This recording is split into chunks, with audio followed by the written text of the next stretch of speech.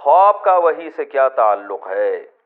کیا یہ بات صحیح ہے کہ خواب وحی کا 40واں حصہ ہے؟ اس کی وضاحت فرما دیں محمد عمیر شکارپور سے۔ جی، رسول اللہ صلی اللہ علیہ وسلم نے فرمایا، صحیح حدیث ہے کہ خواب نبوت کا 46واں حصہ ہے، ایک روایت میں 40واں حصہ ہے۔ اس حدیث کا مطلب، اور ایک اور حدیث خواب کے بارے میں آپ صلی اللہ علیہ وسلم نے فرمایا، لم یبقى من النبوۃ الا المبشرات، کہ نبوت ختم ہو گئی، خوشخبریاں باقی ہیں۔ صحابہ نے پوچھا خوشخبریاں کیا ہیں؟ آپ نے فرمایا الرؤیا الصالحہ، اچھے خواب۔ تو اس سے پتہ چلتا ہے کہ اچھا خواب جو ہے، جو سچا خواب ہم جسے کہتے ہیں، وہ نبوت کا 46واں حصہ ہے۔ اور نبی صلی اللہ علیہ وسلم نے یہ بھی فرمایا کہ قرب قیامت میں مومن کا خواب سچے ہوں گے۔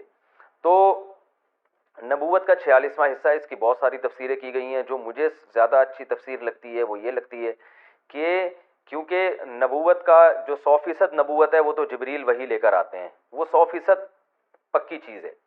اور خواب نبوت کا 46واں حصہ کا مطلب یہ کہ اس وحی کو اگر آپ 46 حصوں میں ڈیوائڈ کریں تو، کیونکہ خواب بھی من جانب اللہ ہوتا ہے، کبھی شیطان کی طرف سے بھی ہوتا ہے تو اللہ کی طرف سے بھی ہوتا ہے، یعنی اس میں دنیا کے ظاہری اسباب کا دخل نہیں ہوتا۔ وہاں جو آپ کو نیوز مل رہی ہوتی ہیں وہ کوئی محکمہ موسمیات والوں نے یا کسی نیوز چینل نے نہیں بتائی ہوتی، اس کا ظاہری سبب نہیں ہوتا، وہ ڈائریکٹ اللہ کی طرف سے یا شیطان کی طرف سے۔ تو اس میں چونکہ اللہ کی طرف سے ہونے کا بھی امکان ہے، تو وہی کو اگر آپ 46 حصوں میں ڈیوائڈ کریں تو ایک حصہ صداقت خواب میں ہوتی ہے۔ ہر خواب میں اس کا امکان ہوتا ہے کہ یہ من جانب اللہ ہو، لیکن اتنا ہی امکان ہوتا ہے، اور بعض دفعہ وہ سچا نکل آتا ہے۔ تو اس لیے اس کو بالکل خواب کو کالعدم کرنا بھی ٹھیک نہیں ہے، لیکن 100% اس پہ اعتماد کرنا بھی ٹھیک نہیں ہے، کیونکہ عین وہی نہیں ہے بلکہ وہی کا 46واں حصہ ہے۔ تو اس میں دو انتہاؤں کا لوگ شکار ہیں۔ کچھ لوگ تو جو لبرلز ہیں وہ تو خوابوں کو لفٹ ہی نہیں کراتے، کہتے ہیں جیسا مرضی اچھا خواب آ جائے ایسے ہی بس خیالات ہیں، اور کچھ خوابوں کو حد سے زیادہ بڑھا دیتے ہیں، جیسے ہمارے روحانی ٹوپی ڈرامے جو چل رہے ہیں آج کل، اور خواب سینٹر کھولے ہوئے ہیں، خوابوں کی تعبیر سینٹر کھلی ہوئی ہیں، اور جو بھی فون آ رہے ہیں ان کو خوابوں کی تعبیریں بتا رہے ہیں۔ یہ وہ لوگ ہیں جنہوں نے خوابوں کو ان کی حیثیت سے زیادہ بڑھا دی ہے۔ تو ہمیشہ سچے خواب نہیں آتے، اکثر تو آپ کے دن بھر جو کام ہوتے ہیں وہ خواب میں آ رہے ہوتے ہیں آپ کو۔ تو ڈرانے خواب اس لیے آتے ہیں، رات کو پیٹ خراب ہوتا ہے، اس میں گیس ہوتی ہے، آپ جب دن میں پریشان ہوتے ہیں تو خواب بھی ویسے ہی آئیں گے آپ کو۔ بہوؤں کو سانسیں چڑیلوں کی شکل میں نظر آ رہی ہوتی ہیں خواب میں، وہ کوئی تعبیر نہیں ہوتی، اس لیے کہ وہ دن میں جس کو چڑیل سمجھتی ہیں خواب میں وہ چڑیل کی صورت میں آ جاتی ہے۔ تو یہ سب چیزیں تو ہمارے، یعنی یہ دن بھر کے جو اسباب اور اثرات ہیں نا ماحول کے، وہ ہم رات کو ہمارے دماغ پہ اس کے اثر پڑ رہا ہوتا ہے۔ تو اس طرح کے خوابوں کو لفٹ نہیں کرانی چاہیے۔ اکثر شادی شدہ خواتین کو جٹھانی سانپ کی شکل میں آ رہی ہوتی ہے، تو بلا وجہ اس کی تعبیریں پوچھ رہی ہیں۔ بھائی وہ سانپ اس لیے کہ وہ آپ کی جٹھانی ہے، وہ اگر آپ کی بہن ہوتی تو نہیں آتی سانپ کی شکل میں، پھر وہ خوبصورت فرشتے کی شکل میں آ رہی ہوتی۔ تو اس لیے ان چیزوں کو زیادہ لفٹ نہ کرائیں، لیکن بعض دفعہ واقعی خواب سچا بھی ہو جاتا ہے، اس کی تعبیر بھی ہوتی ہے، اور اس کی ایک بڑی علامت یہ ہے کہ انسان کو خود احساس ہوتا ہے یہ سچا خواب ہے، یہ کوئی معمول سے ہٹ کر کوئی بات ہے اور اس میں مجھے اللہ کی طرف سے کوئی گائیڈنس ملی ہے۔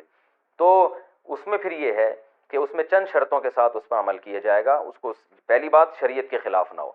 نبی صلی اللہ علیہ وسلم کی احادیث سے جو چیز ثابت ہے، فقہ سے جو چیز ثابت ہے، خواب اگر اس کے اگینسٹ ہے تو خواب کو رد کر دیا جائے گا، اور فقہا نے جو دین بیان کیا اس کو لیا جائے گا۔ کوئی کسی عمل کی فضیلت خواب سے ثابت نہیں ہوتی، کسی عمل کا مستحب ہونا بھی خواب سے ثابت نہیں ہوتا، کہ آپ کو خواب میں آ کے یہ فرشتے نے کہہ دیا کہ جو ہے نا آپ تہجد کے وقت 8 رکعتیں پڑھیں تو یہ ثواب ملے گا، تو وہ 8 رکعتوں کا الگ سے کوئی ثواب نہیں ہے، جو تہجد کی ہیں وہی ہیں۔ یا کسی کو آ کے بتا دیا کہ یہ والی تسبیح پڑھو گے تو یہ ثواب ملے گا، تو ثواب ملنا نہ ملنا یہ شرعی معاملہ ہے، یہ قرآن و سنت سے پتہ چلے گا، اس کو خوابوں سے کوئی تعلق نہیں ہے۔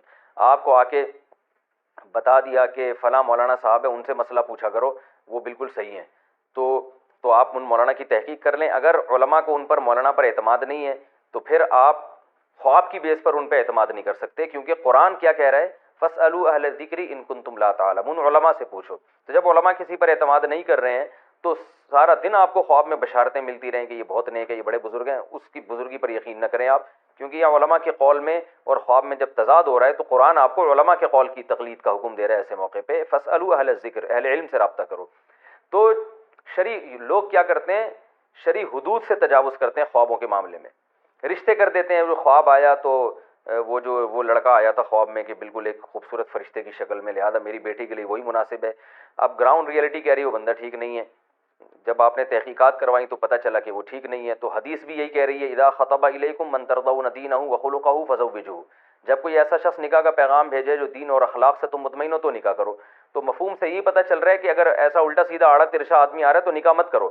اب خواب میں روزانہ وہ فرشتے کی شکل میں بھی آ رہا ہو، لیکن حدیث ہمیں کہہ رہی ہے کہ اخلاق اور دین دیکھنا ہے آپ نے۔ تو یہ بہت زیادہ لوگوں میں نا قرآن و حدیث کے مقابلے میں خوابوں کو لا کے کھڑا کر دیا، مشاہدے کے مقابلے میں خواب کو لا کے کھڑا کر دیا۔ اب مثال کے طور پر مشاہدہ یہ کہہ رہا ہے کہ آپ فلاں جگہ سے اگر جائیں گے تو ڈاکو ہیں، لوگ آپ کو خبریں دے رہے ہیں کہ وہاں جگہ سے آپ گزریں گے تو وہاں ڈاکو کھڑے ہوئے لوٹ رہے ہیں، آپ کی آنکھ لگ گئی، خواب میں آیا کہ وہاں تو فرشتے کھڑے ہوئے ہیں، ڈاکو نہیں ہے۔ اب آپ وہاں سے گزرو گے اس بیس پہ کہ جی مجھے خواب میں بشارتیں آ رہی ہیں، تو یہ آپ کے بیوقوف ہونے کی علامت ہوگی، کیونکہ شریعت نے ہمیں جو لوگوں کی اخبار اور لوگوں کی خبریں ان پر اعتماد کرنے کا ہمیں حکم دیا ہے۔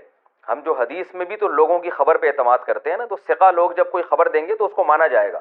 تو یہاں یعنی خواب سے بڑھ کر جب کوئی دلیل آئے گی ہمارے پاس تو پھر اس دلیل کو فوکس کیا جائے گا، خواب کو رد کر دیا جائے گا۔